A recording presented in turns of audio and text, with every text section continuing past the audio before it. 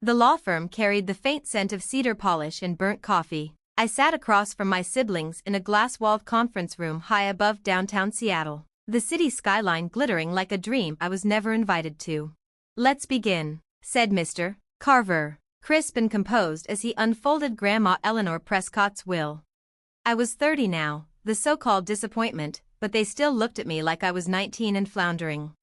$3 million to Daniel Prescott, he began. Daniel reclined in his tailored blazer, a smug grin tugging at his lips. $3 million to Victoria Prescott. Victoria barely hid her glee as she adjusted a diamond bracelet that probably cost more than my entire apartment. $3 million to Christopher Prescott. Christopher didn't even look up, already texting, likely about their next luxury escape. All properties to be divided equally among the three: stocks, bonds, and the family vineyard, as well, including the heirloom jewelry collection. That last part stung. Every Christmas, I helped Grandma catalog those pieces. Gone. And to my granddaughter, Isla Claire Prescott. Mr. Carver paused, adjusting his glasses. I leave the contents of safety deposit box number 312 at Pacific First Bank on Union Street. That was it. No money, no vineyard, no legacy, just a locked box. Daniel snorted. Typical. Even from the grave, Grandma knew Isla was the family charity. Victoria smirked. Maybe it's full of postcards. Fits your whole starving artist vibe. Christopher chimed in, eyes still glued to his phone. Probably junk. Grandma was sentimental like that. Mr. Carver slid a small envelope across the polished table. My name, written in Grandma's graceful hand, stared back at me. Inside was a single brass key, worn and tarnished, attached to a faded leather tag marked only with 312. That's it? Victoria laughed. A rusty key? Maybe it unlocks her spice rack. Christopher chuckled. Or a box of useless trinkets. Sounds like your level. He raised his phone casually. Oh, cleaned out Grandma's attic this morning. Burned all your old crap in the fire pit. Sketchbooks, letters, whatever. I'm converting the space for a home office. It should have hurt, and maybe it did, but I didn't flinch. I just held the key tighter, letting its jagged edges press into my palm. Let them laugh. Let them pose with their champagne and smirks. Because Grandma Eleanor never did anything without purpose, and I had a feeling this key wasn't meaningless, not even close. They scribbled signatures with trembling hands, hungry for more. Mr. Carver pushed the documents toward them and then, quietly, turned to me. Miss Prescott, he said under his breath, the bank closes at 5. You may want to head there soon. There was something in his gaze, a glimmer of knowing, maybe even approval. I gave him a small nod. That afternoon, the funeral felt more like a gala. My siblings curated their grief like an art installation. Daniel delivered a tribute about tradition, flashing his new Rolex between lines. Victoria dabbed at dry eyes with a silk scarf worth more than my year's salary. Christopher spoke of legacy while living in her house, the same one where he turned my childhood memories into ashes. I sat in the back, silent, the key heavy in my coat pocket. Afterward, relatives emerged like ghosts from the past. I heard about the will, Aunt Marjorie said, dripping false sympathy. So unfair, she sighed, but then again, you and Eleanor weren't exactly close, were you? She left me exactly what she meant to, I replied calmly. A key? Uncle Henry laughed. To what? Her cookie jar? I smiled, said nothing, and slipped away before the champagne flutes were empty. Let them gossip. Let them pity poor Isla, the artsy disappointment with nothing but a tarnished key. Pacific First Bank rose like a relic above Union Street, all marble columns and polished brass doors. Inside, Mrs. Chin at the vault counter looked up and smiled. Miss Prescott, we've been expecting you. She examined the key, then leaned in slightly. Box 312. Your grandmother gave very specific instructions. You were to come alone after everything else was settled. Her eyes glinted. She said you'd understand why once you opened it. The vault loomed, quiet, cold, immense. Box 312 slid forward, heavier than expected. Inside were 3 items. A thick manila envelope. A worn leather journal. and a sleek silver key on a tag engraved with GPS coordinates. My breath caught as I opened the journal. Grandma's investment diary. The one she never let anyone touch. The one my siblings claimed didn't exist, even as they ransacked her study. The final entry, written just a week before she passed. Read. My dearest Isla. By now your siblings believe they've claimed everything. Let them. The fortune I left them is real, enough to keep them satisfied and blind. What they don't know is that what they received is only 15% of my true estate. While they spent their visits circling my will like vultures, you spent yours listening to my stories. While they catalogued my possessions, you catalogued my life, and in those stories, I gave you the map. Remember your grandfather's foolish investment in that tiny San Francisco startup, the one your father mocked? That worthless stock became Apple. Or the desert land I bought outside Phoenix in the 80s, the land they once called Grandma's Sandbox? It now anchors the city's booming tech corridor. The key you hold doesn't open just a box, Isla. It opens the door to everything I built, beyond their greed and entitlement. This is your first breadcrumb, legal documents for 51 commercial properties in 8 states, investment portfolios valued over $310 million. Private collections, like the gold coins Christopher mocked as fake.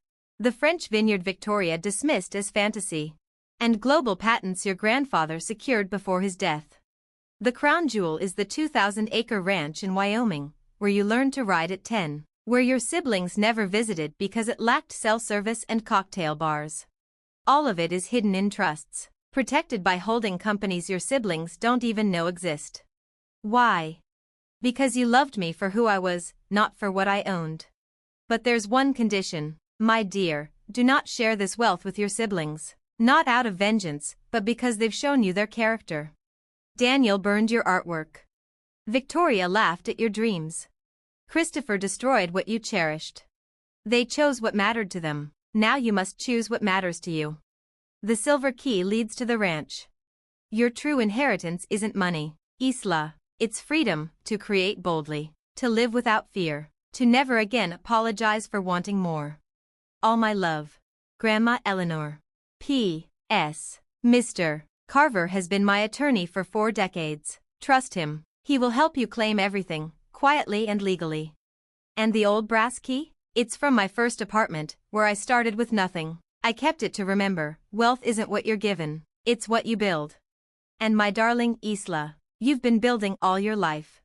I sat in the silence of that vault, the weight of everything she'd hidden finally crashing into me, not with grief, but with clarity.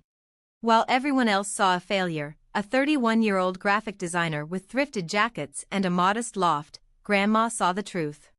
She saw the girl who baked cinnamon bread with her summers, not just asked for money.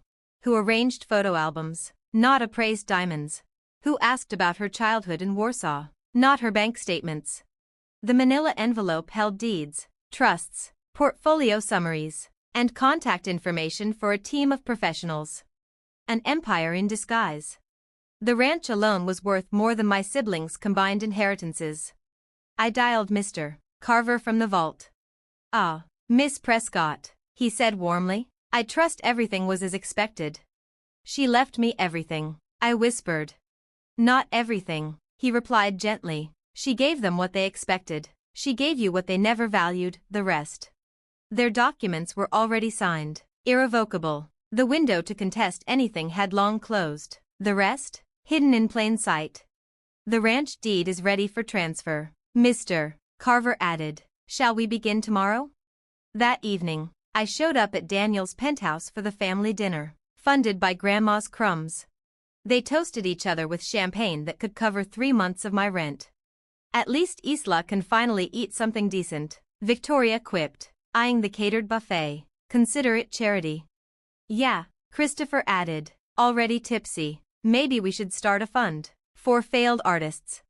I smiled, drinking water. Let them sneer. Let them think they won.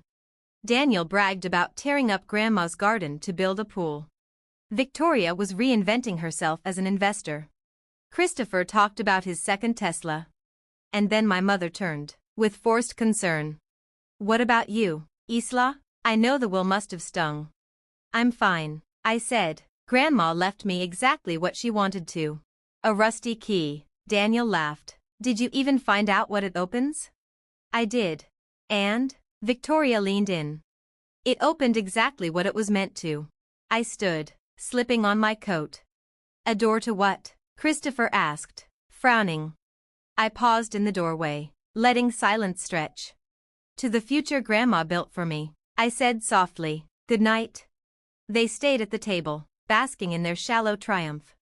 They didn't know they'd inherited pennies. They didn't know the ranch they mocked held more value than all their champagne-soaked dreams combined. They didn't know I now held the key to a $310 million empire. And I wasn't going to tell them. Not yet. By the end of the week, I was worth more than my siblings would earn in 10 lifetimes. But I didn't buy Ferraris. Didn't collect diamond-studded watches. Didn't quit my job at the design studio. Didn't move out of my modest loft. Not yet. Instead, I booked a one-way ticket to Wyoming, drove across open plains, and slid the silver key into the lock of a weathered ranch house. Inside, sunlight poured into a studio built just for me, floor-to-ceiling windows, mountains guarding the horizon. On the easel sat a note in Grandma's delicate script. Paint your truth, Isla. It's worth more than their lies. 6 months later, my first solo exhibition opened in New York City. Landscapes of Wyoming sunsets, every canvas a memory Grandma helped me create, sold out in under an hour. One anonymous buyer purchased the entire collection. $2,800,000. The wire transfer came from Eleanor Louise Prescott. Thanks, Grandma. My siblings came to the opening, of course, lured by champagne and headlines, scanning for angles to insert themselves into my success.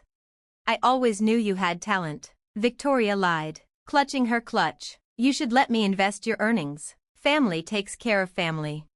Speaking of family, Christopher said, swirling his drink, you need a business manager. I'll give you the family discount. Daniel smirked, or back my startup, ground floor opportunity. I sipped the good champagne and smiled. That's kind of you, I said, but I already have excellent advisors. They've managed my portfolio for years. Portfolio? Victoria blinked. The one Grandma helped me build, I said truthfully. Just not in the way they imagined. They glanced at each other, confusion creeping in. Too late. They had signed their inheritance as final. Mocked the rusty key. Burned my memories. Now I stood in the center of the gallery, wearing a simple black dress and Grandma's real pearls, the ones she left hidden at the ranch. A note had been tucked beside them. For Isla's first exhibition. I raised my glass. You know, I said calmly, Grandma always told me, wealth isn't what you have, it's what you do with it. Daniel scoffed. Easy to say when you have nothing. I smiled. Exactly. They left shortly after, rattled, restless, unsatisfied. Their wealth tasted hollow, their curiosity, unanswered. Let them stew. Let them spin stories about luck and auctions. Meanwhile, I held the keys, literally and legally, to an empire they couldn't even imagine. They slept soundly in penthouses funded by crumbs, never realizing I owned the ground beneath 100 others. That night, I called Mr. Carver. I want to start a foundation, I told him, for struggling artists, full scholarships, living stipends, no red tape. He paused, then replied warmly, your grandmother would be proud. What will you call it? My eyes drifted to the tarnished brass key on my keychain, the key to Grandma's first apartment. A reminder that the smallest things can open the biggest doors. The Rusty Key Foundation, I said. For artists who have everything except opportunity. Perfect, he said softly. And your siblings? They got what they wanted, I replied. Money without meaning, wealth without wisdom. Exactly what they deserved. I hung up and looked around the gallery, walls empty of art, but full of possibility. Tomorrow, I'd fly back to Wyoming. There was a ranch to manage, properties to oversee, a legacy to protect. But tonight, I raised one final glass. To the woman who saw me when no one else did. Who let my siblings hang themselves with greed. Who gave me nothing, except everything. Thank you, Grandma, I whispered. For believing the worthless grandchild was worth it all. Somewhere in his penthouse, Daniel slept soundly, unaware he lived in the tiniest corner of Grandma's real empire. Victoria dreamed of becoming an investor, oblivious that her millions were mere crumbs from accounts she never discovered. Christopher polished his Tesla, unaware I owned the dealership that sold it. And me? I held that old key and smiled. Because Grandma was right. They chose their inheritance, fast, flashy, and fleeting. She gave me something else entirely. Everything else. The key to her first apartment. The deed to a legacy. And the truth. Being called worthless made me the only one truly worthy of her trust. $3 million bought their signatures, their silence, and their pride. And it was, without question, the greatest investment Grandma ever made. Now I want to hear from you. If you've followed my story this far, you already know this wasn't about revenge. It was about resilience. It was about proving that being underestimated can be your greatest weapon. So tell me in the comments. What would you have done in my place? Would you have told your siblings the truth? Or let them live in their illusion? Be honest. I read every single comment, because your stories matter too. And if anyone has ever called you worthless, remember, you are not defined by what they see in you. You are defined by what you choose to become when no one else believes in you. That rusty key wasn't just metal. It was a reminder that humble beginnings can unlock extraordinary futures. So keep building. Keep creating. Keep believing. And if you want to see what's next, what I'll do with this empire, and the legacy Grandma entrusted to me, hit that subscribe button. Because this isn't just my story anymore. It's ours.